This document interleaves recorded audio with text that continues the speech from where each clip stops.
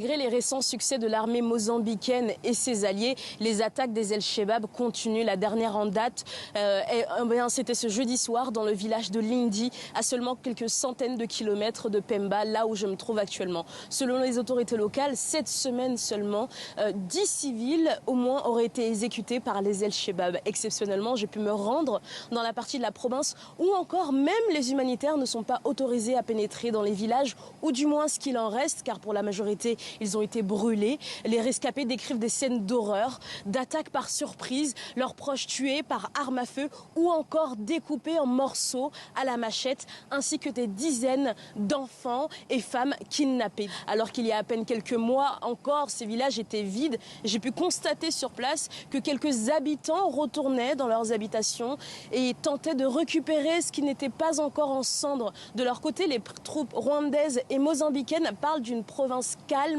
et bientôt sécurisée. Lors d'une cérémonie officielle ce vendredi, les présidents des deux pays parlaient de leur combat contre les djihadistes comme d'une victoire déjà envisagée. Nous vous remercions de m'avoir donné cette opportunité de venir ici saluer nos troupes rwandaises et mozambicaines qui agissent maintenant pour le retour des populations et la reconstruction des villages. Nous avons deux armées qui fonctionnent et travaillent ensemble avec l'aide d'autres pays de la région. C'est toute cette coordination qui a permis de réaliser ce grand travail.